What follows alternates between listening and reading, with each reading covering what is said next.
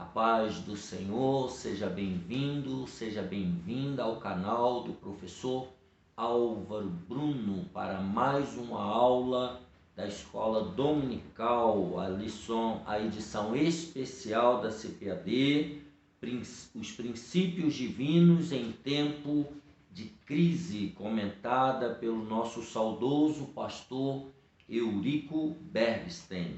Hoje é a lição número 3, fala sobre o despertamento renova o altar. É a lição do dia 19 de julho de 2020. Mas antes de darmos prosseguimento, já deixa aqui embaixo o seu gostei, saiba que é um prazer e uma honra ter você aqui conosco e compartilhe no final esse vídeo, essa aula com outras pessoas para que elas também sejam abençoadas por Deus. Vamos ler o texto áudio, diz assim: Então Elias disse a todo o povo: chegai-vos a mim. E todo o povo se chegou a ele, e reparou o altar do Senhor que estava quebrado. 1 Reis 18, verso 30, verdade prática. Satanás jamais derrotará o crente cujo altar é constantemente renovado pelo Espírito.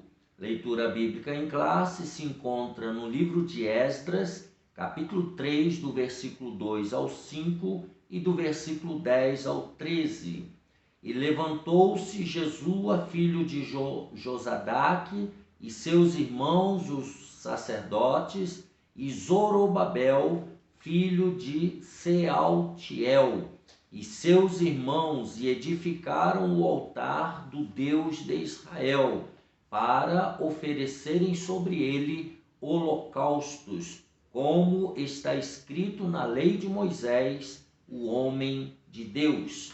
E firmaram o altar sobre as suas bases, porque o terror estava sobre eles, por causa dos povos das terras, e ofereceram sobre ele holocaustos ao Senhor, holocaustos de manhã e de tarde, e celebraram a festa dos tabernáculos, como está escrito, e ofereceram holocaustos de dia em dia, por ordem, conforme o rito, cada coisa no seu dia. E depois disso, o holocausto contínuo, e os das luas novas e de todas as solenidades consagradas ao Senhor, como também de qualquer que oferecia oferta voluntária ao Senhor. Quando, pois, os edificadores lançaram os alicerces do templo do Senhor, então apresentaram-se os sacerdotes já paramentados e com trombetas, e os levitas, filhos de Asaf, com saltérios, para louvarem ao Senhor, conforme a instituição de Davi, rei de Israel. E cantavam a reveses, louvando e celebrando ao Senhor, porque é bom, porque a sua benignidade dura para sempre sobre Israel. E todo o povo jubilou com grande júbilo, quando louvou o Senhor pela fundação da casa do Senhor. Porém, muitos dos sacerdotes e levitas e chefes dos pais, já velhos, que viram a primeira casa sobre o seu fundamento, vendo perante os seus olhos esta casa, choraram em altas vozes. Mas muitos levantaram as vozes com júbilo e com alegria, de maneira que não discernia o povo as vozes de alegria das vozes do choro do povo, porque o povo jubilava com tão grande júbilo que as vozes se ouviam de muito longe. O objetivo geral dessa lição, dessa aula, é identificar o que caracteriza o verdadeiro despertamento espiritual. Os objetivos específicos é elucidar aos alunos o significado do altar para o antigo pacto. Segundo objetivo, é entender que Cristo é o centro da nossa comunhão com Deus. E terceiro objetivo, comprovar que nem todos os despertamentos de hoje têm as características mencionadas de um verdadeiro despertamento. Então, nós temos assim, o despertamento renova o altar. Nós vimos a lição número 2, o despertamento espiritual, um milagre. Então, todo despertamento está relacionado também a milagres. Então, o comentarista diz aqui que a reconquista da terra de Israel não foi tarefa fácil. Além da incompreensão dos povos vizinhos, os líderes judaicos enfrentaram a descrença do povo. Então vamos à introdução. Antes, o ponto central diz que Cristo é o centro da nossa comunhão com Deus. Introdução. Iremos meditar sobre um fato que caracteriza o verdadeiro despertamento. Então, se tem verdadeiro despertamento, existem também o falso despertamento. Trata-se da necessidade que os homens passam a sentir de se chegarem mais perto do altar de Deus, a fim de estarem cada vez mais perto de Deus. O despertamento conduz o homem ao altar. Subtópico número 1. Os judeus sentiam a necessidade do acesso a Deus que o altar lhes proporcionava. Então o autor escreve assim: o propósito que traziam no coração ao retornarem do cativeiro babilônico, precisava ser muito firme, porque estavam rodeados de inimigos cruéis. A Bíblia diz: o terror estava sobre eles por causa dos povos da terra. Esdras capítulo 3, verso 3. Por isso mesmo o povo sentia que precisava do acesso a Deus através do altar. Então ele cita aí Êxodo 29, 43, que diz: este será o holocausto contínuo perante o Senhor, onde vos encontrarei para falar contigo ali. Então Deus falando, através de Moisés, mostrando aí que através dos holocaustos Deus iria se encontrar com o povo. Os judeus agora almejavam estas bênçãos através do altar, ou seja, eles queriam um local para adoração, para oferecer sacrifícios, para ter comunhão com Deus. Aqui já estava a semente do despertamento espiritual. Subtópico número 2. Todos os despertamentos genuínos começam com a restauração do altar, que é o tema principal aqui. Temos na Bíblia vários exemplos. Primeiro, no tempo do profeta Elias, nos dias do rei Acabe, está lá em 1 Reis 16, do capítulo 18, versículo 16 ao 40. No confronto com os profetas de Baal, a primeira coisa que Elias fez foi reparar o altar que estava quebrado. Depois ele sacrificou sobre ele e orou a Deus. Vamos dar uma olhada na melhor Bíblia de Estudo Pentecostal do Brasil, que é a Bíblia de Estudo Pentecostal. Vamos ver 1 Reis, capítulo 18, o versículo 30. Nós temos aí, então, Elias e os profetas de Baal, uma história muito conhecida de todo o povo evangélico. Aí passou do meio-dia, versículo 29, não houve resposta para os profetas de Baal, E então, no versículo 30, Elias disse ao povo: chegai-vos a mim. E todo o povo se chegou a ele e reparou o altar do Senhor que estava quebrado. Versículo 31, ele tomou 12 pedras, que simbolizavam 12 tribos de Israel, conforme o número das tribos dos filhos de Jacó, ao qual veio a palavra do Senhor dizendo: Israel será o seu nome. Versículo 32, e com aquelas pedras edificou o altar em nome do Senhor. Depois fez um rego em redor do altar, segundo a largura de 2 medidas de semente. Então armou a lenha e dividiu o bezerro em pedaços e o pôs sobre o altar, pôs sobre a lenha. Então nós temos aqui Elias restaurando o altar, e aí diz o texto: o fogo desceu, né? Todos conhecem a história, e o povo exclamou: só o Senhor é Deus, só o Senhor é Deus. Então o despertamento decorreu do conserto do altar, aqui na história de Elias,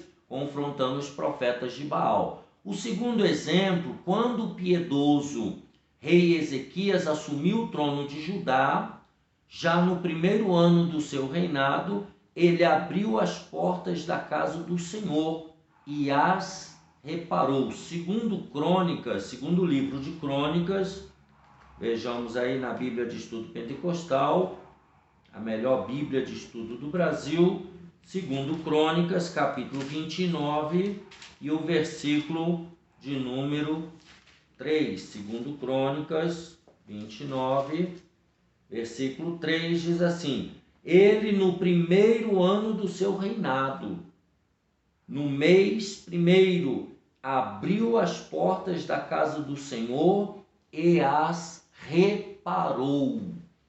O versículo 4, e trouxe os sacerdotes e lhes disse, versículo 5, santificai-vos agora, santificai a casa do Senhor, Deus de vossos pais, e tirai do santuário a imundícia. E aí ele começa a fazer confissão, a partir do versículo 6. Então aqui ele manda purificar o templo do Senhor. Isso é um despertamento. Mandou purificar o templo, tirar fora toda a imundícia, purificar o altar do holocausto que havia sido substituído no reinado de seu antecessor Acás, por um altar construído com modelo copiado de Damasco. Então, nós temos aqui um erro cometido pelo antecessor do rei Ezequias, o Acás. Então, quando então os sacerdotes sacrificaram sobre o altar santificado, começou um novo cântico na casa de Deus, segundo Crônicas 29, versículos 27 e 28, que diz assim: e deu ordem Ezequias que oferecesse o holocausto sobre o altar, e ao tempo em que começou o holocausto, começou também o canto do Senhor, com as trombetas e com instrumentos de Davi, rei de Israel. E toda a congregação se prostrou quando cantavam o canto, e as trombetas tocavam. Tudo isso até o holocausto se acabar. Então, houve um despertamento, e esse despertamento levou à separação do altar, Voltou-se ao altar original. E o terceiro exemplo é quando os judeus voltaram do cativeiro, eles construíram o altar sobre as suas antigas bases, do modo como manda a lei. Na leitura bíblica em classe nós lemos o versículo 3, firmar o altar sobre as suas bases, ou seja, de acordo com a lei, de acordo com a Torá, de acordo com o que Deus havia determinado através de Moisés, Então, como manda a lei, sacrificaram holocaustos ao Senhor. A alegria foi grande entre os judeus, pois podiam de novo sacrificar a Deus e celebrar a festa dos tabernáculos.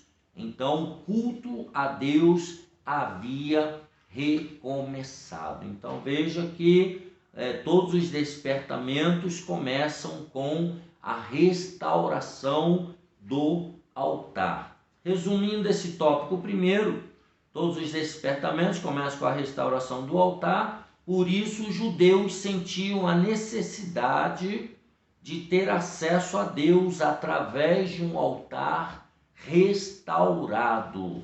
Então, todo despertamento conduz o homem ao altar e, consequentemente, Deus opera com um avivamento. Tópico número 2. Cristo, o centro da nossa comunhão com Deus.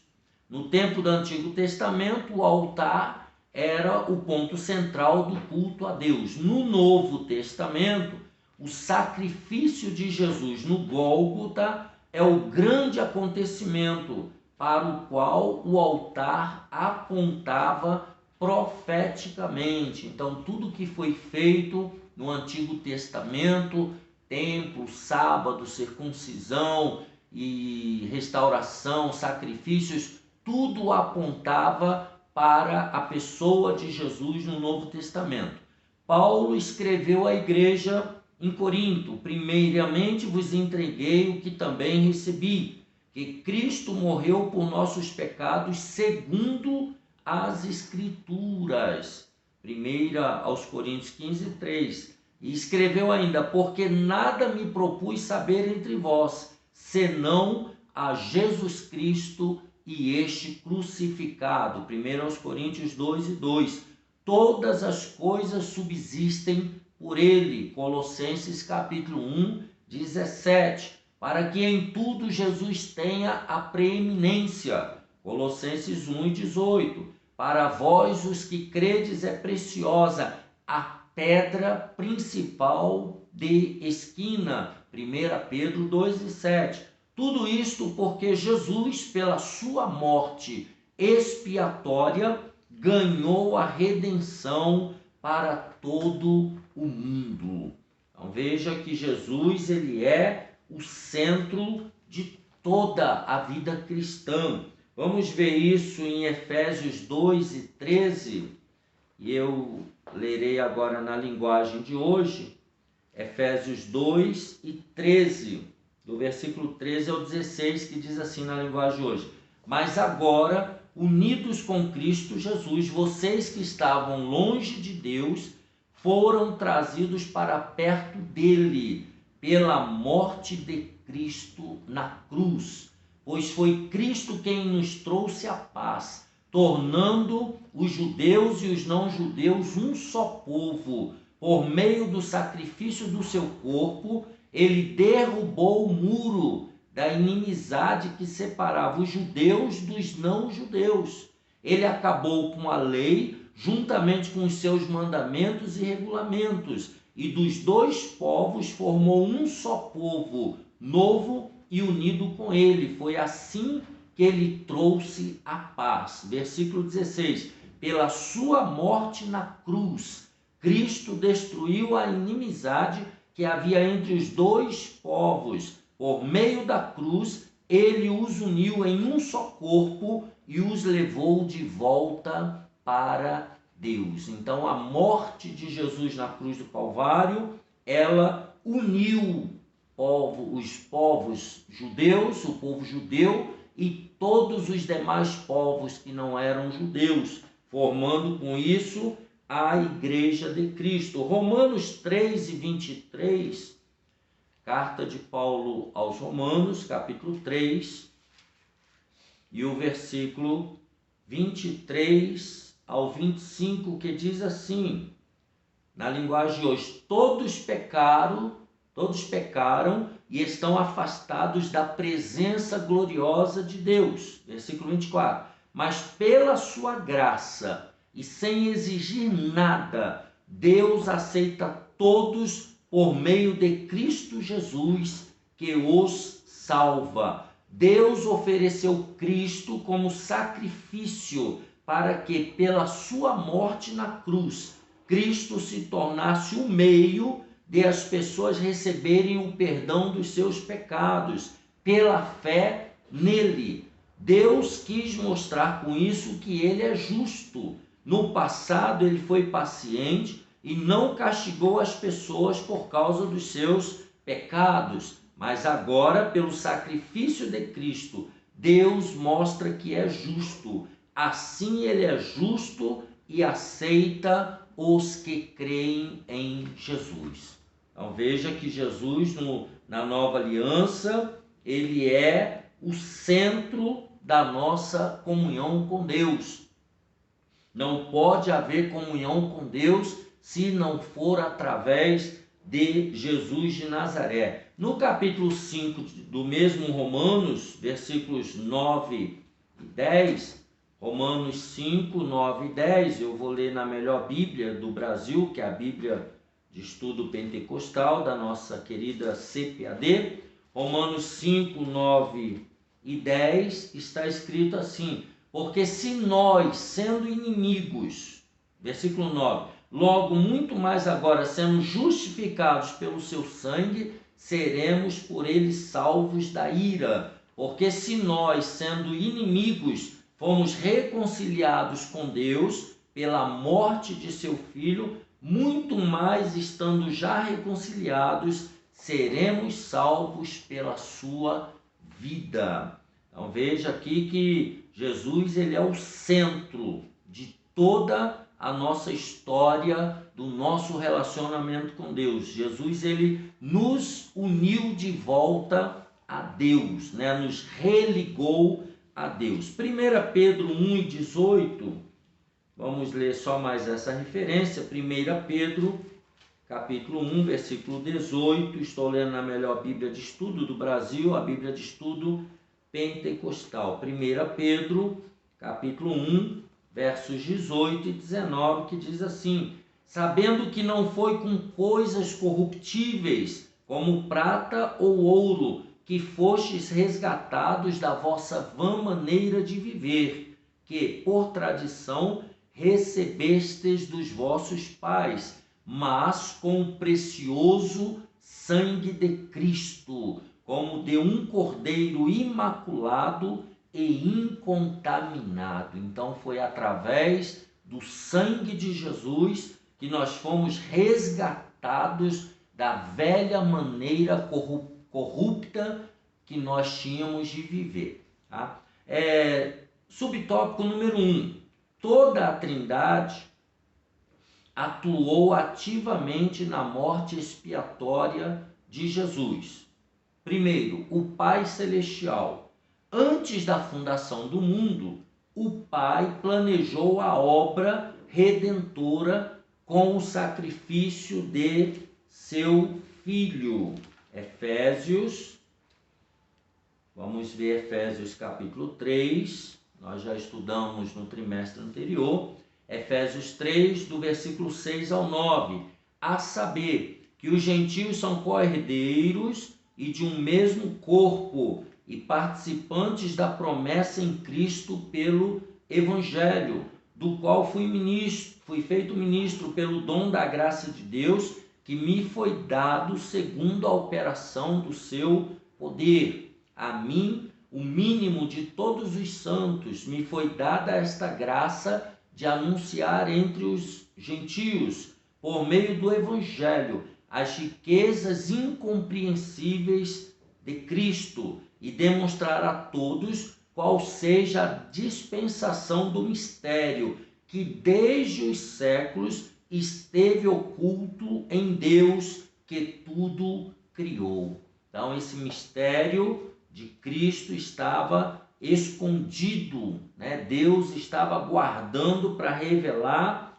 no momento apropriado. Gálatas 4:4, Paulo escrevendo aos Gálatas, capítulo 4, versículo 4, diz: mas vindo a plenitude dos tempos, Deus enviou seu Filho, nascido de mulher, nascido debaixo da lei, nascido sob a lei. E João 3,16, famoso texto áureo da Bíblia, porque Deus amou o mundo de tal maneira que deu o seu Filho único, unigênito, para que todo aquele que nele crê não pereça, mas tenha a vida eterna.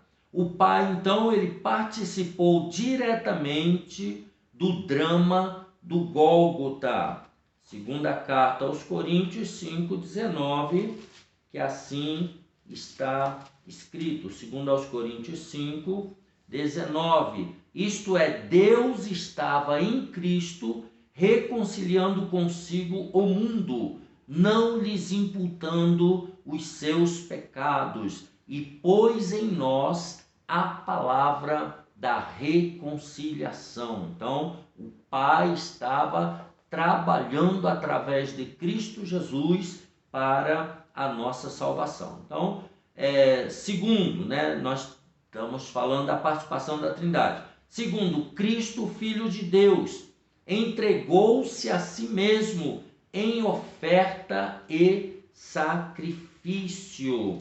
Efésios 5:2 confirma isso quando ele diz: e andai em amor, como também Cristo vos amou, e se entregou a si mesmo por nós, em oferta e sacrifício a Deus em cheiro suave. Então, o próprio Jesus, ele se entregou a si mesmo, ninguém obrigou, ele quis fazer esse sacrifício por mim e por você. Hebreus 9:14, quanto mais o sangue de Cristo, que pelo Espírito eterno se ofereceu a si mesmo imaculado a Deus, purificará a vossa consciência das obras mortas, para servirdes ao Deus vivo. Então veja, Cristo, pelo Espírito eterno, pelo Espírito Santo, se ofereceu a si mesmo sem mácula, imaculado a Deus. Ele levou nossos pecados sobre o madeiro. 1 Pedro capítulo 2, 1 Pedro 2 e 24, e assim está escrito. 1 Pedro 2 e 24 diz: levando ele mesmo em seu corpo os nossos pecados sobre o madeiro, para que, mortos para os pecados, pudéssemos viver para a justiça, e pelas suas feridas fostes sarados. Então veja, ele levou os nossos pecados sobre o madeiro e padeceu para nos levar a Deus. 1 Pedro 3 e o verso 18, que diz: porque também Cristo padeceu uma vez pelos pecados, o justo pelos injustos, para levar-nos a Deus, mortificado na verdade na carne, mas vivificado pelo Espírito. Então veja que ele morreu pelos nossos pecados para nos levar de volta para Deus. E temos a participação do Espírito Santo. Ajudou o Filho a vencer todos os obstáculos que se levantaram contra ele, até chegar à cruz. Foi pelo Espírito eterno, nós já lemos Hebreus 9:14, que Jesus ofereceu a si mesmo imaculado a Deus. Somente com a ajuda do Espírito Santo, e eu e você também, somente com a ajuda do Espírito Santo podemos vencer, na nossa vida as nossas batalhas. Então, toda a Trindade atuou na morte expiatória de Jesus. Subtópico 2, o Espírito Santo quer, pelo despertamento, mostrar aos homens a grande vitória de Jesus no Gólgota. O Espírito Santo quer iluminar o entendimento dos homens para esta grande realidade. Hebreus 10:32.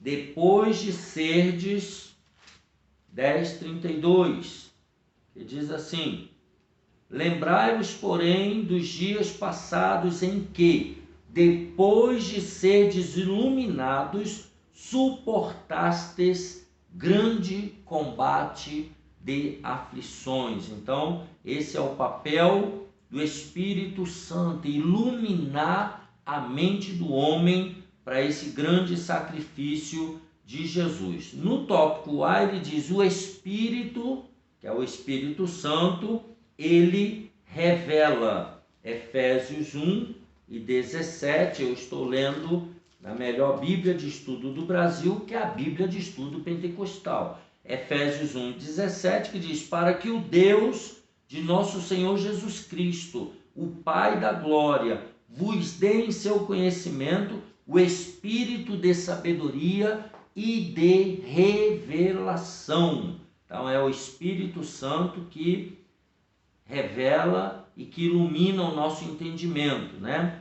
E qual o objetivo? Para que saibamos a grandeza do seu poder sobre nós, que manifestou em Cristo, ressuscitando-o dos mortos. Efésios 1:19-20 diz: e qual a sobreexcelente grandeza do seu poder sobre nós, os que cremos, segundo a operação da força do seu poder, que manifestou em Cristo, ressuscitando-o dos mortos e pondo-o à sua direita nos céus. Então esse é o papel do Espírito Santo, nos revelar sobre a morte de Cristo e a ressurreição de Cristo, colocando Cristo à direita do Pai.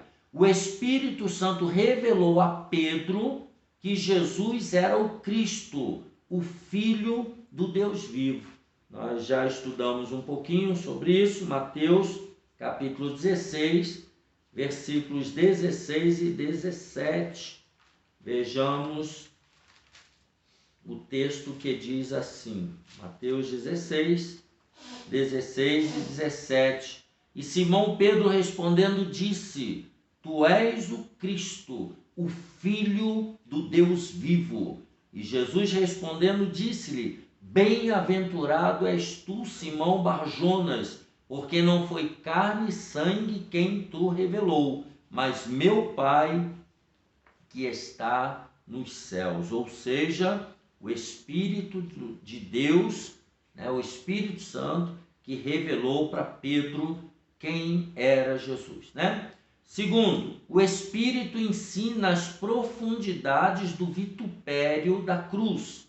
Quando Jesus, na estrada de Emaús, explicava aos seus discípulos o que as Escrituras escreveram sobre a sua morte, os corações deles ardiam. Está lá em Lucas 24, verso 32 e 45, uma passagem muito famosa. Então o Espírito, ele ensina no coração do homem as verdades sobre Jesus de Nazaré. Letra C. O Espírito, que é o Espírito Santo, explica o verdadeiro significado da morte de Jesus na cruz, sobre o infinito alcance do brado: está consumado, que está escrito em João 19:30. Deus confirmou esta palavra de seu Filho, fazendo rasgar o véu de alto a baixo. Então, quando Jesus morreu e disse está consumado, o véu, tipologicamente no Antigo Testamento, que separava o santo dos santos, né, onde só o sumo sacerdote podia entrar, esse véu agora foi rasgado metaforicamente na eternidade, né? Está lá em Mateus 27:51, mostrando à humanidade um novo e vivo caminho que havia sido possível pelo véu, isto é, pela carne de Jesus. Então aquele véu simbolizava agora a carne de Jesus sendo rasgada ali na cruz do Calvário. Vamos ver isso em Hebreus capítulo 10, que é uma passagem muito importante, uma referência muito importante.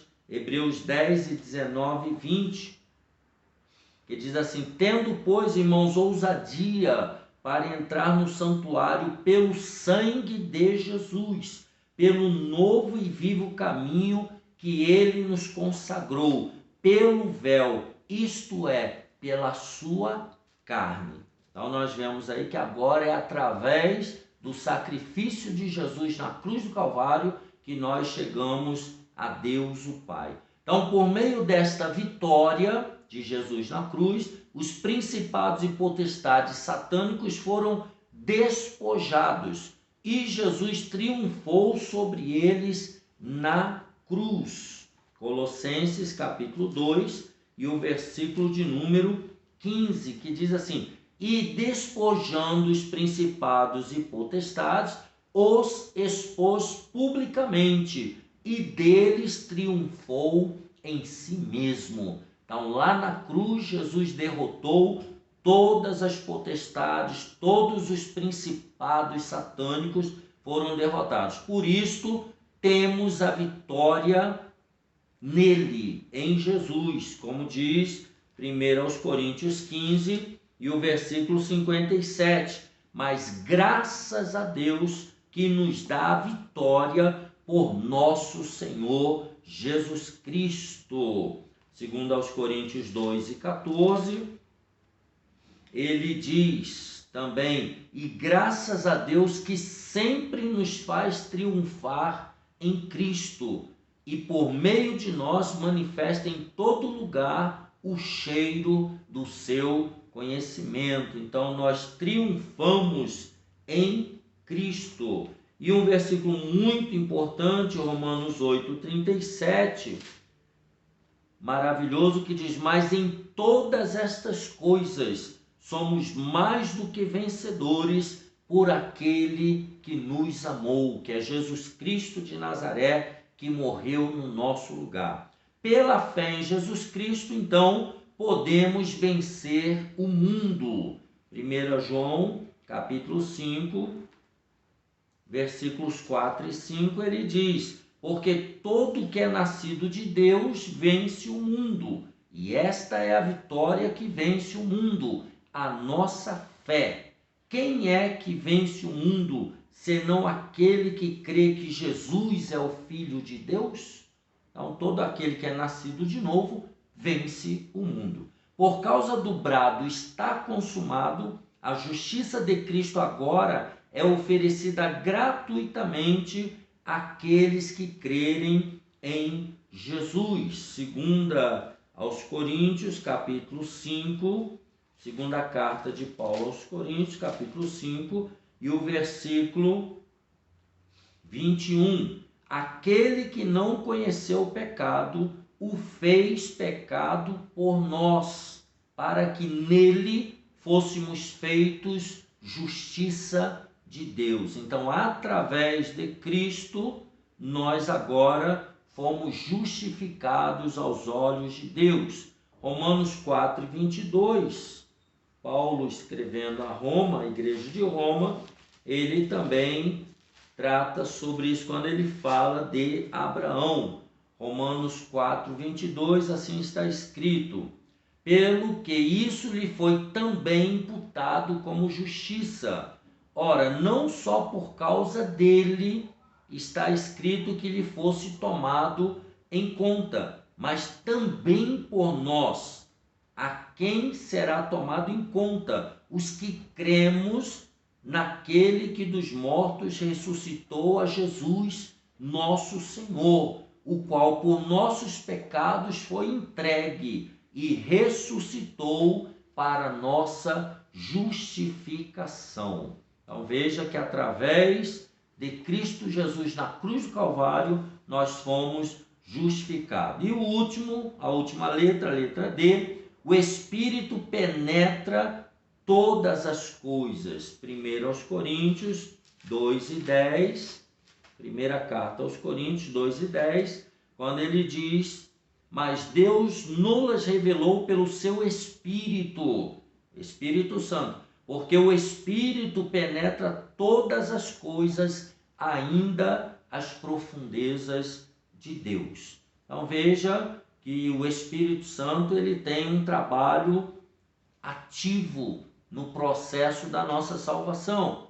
A luz da glória de Cristo revelada na cruz é uma luz que tudo manifesta. Quando essa luz ilumina o painel da nossa consciência, como aconteceu com o profeta Isaías, na famosa visão de Isaías no capítulo 6, sentimos o grande peso dos nossos pecados. e pelo Espírito Santo somos despertados e levados ao arrependimento.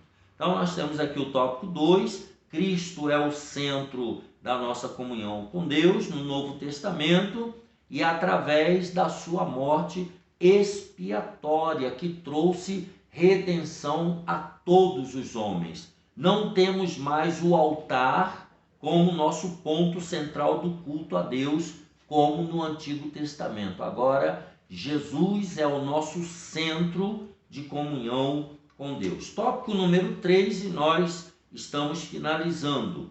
Alguns dizem que cuidado com as imitações, é o tópico aqui número 3. Alguns dizem que nem todos os despertamentos de hoje têm as características que são mencionadas nesta lição. Concordamos plenamente. Já no tempo dos apóstolos, havia na igreja primitiva nascente, havia movimentos, entre aspas, que realmente tinham alguma aparência de sabedoria, em devoção voluntária, humildade e em disciplina do corpo, mas não são de valor algum, senão para a satisfação da carne. Esse aí é o versículo 23 de Colossenses 2. Também temos em nossos dias, aparecem movimentos, entre aspas, que são imitações baratas do verdadeiro despertamento. Muitos destes movimentos empregam técnicas avançadas de dominações psicológicas. Esses avivalistas ou especialistas sabem, com suas técnicas, dominar o auditório e podem fazer o público rir, chorar, jubilar, pular, bater palmas e etc. Sabem até imitar o batismo no Espírito Santo, ensinando o povo a falar em línguas. São, porém, experiências sem nenhum poder e sem a menor relevância. Então veja como as imitações de um Pentecoste, de um avivamento, de um despertamento, como elas são imitáveis, né? E nós precisamos ter o dom do discernimento do Espírito para não sermos enganados, né? Uma de nossas igrejas sentiu-se obrigada a orientar os irmãos acerca de um movimento que faz de suas reuniões shows com apresentações de cantores, entre aspas, evangélicos. Nesses shows, entre aspas, né, dominam aplausos, vaias, gritos, assovios, bebidas alcoólicas, jovens dançando e se requebrando de modo até mesmo sensual, enquanto os hinos, entre aspas, estão sendo entoados. E aí o autor escreve: cuidado, esse tipo de imitação pode fazer com que a glória de Deus se afaste. Todo movimento feito sem que o Espírito Santo esteja na direção não pode prosperar. É como uma tartaruga deitada de costas, movimenta os pés, mas fica no mesmo lugar. Mantenhamos o Espírito Santo na direção e então veremos se cumprir a palavra que diz: vão indo de força em força.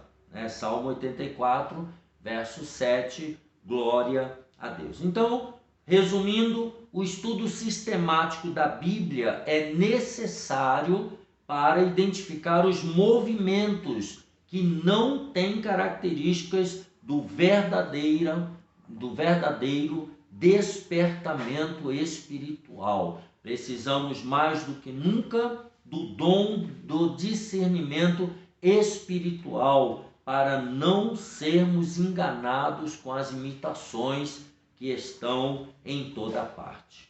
Então nós vimos nessa lição número 13, o despertamento renova o altar. Que Deus te abençoe e te guarde. Espero você na próxima aula número 4 sobre a construção do templo que enfrentou oposição. Deixe já aqui embaixo o seu gostei e até a próxima, se Deus quiser.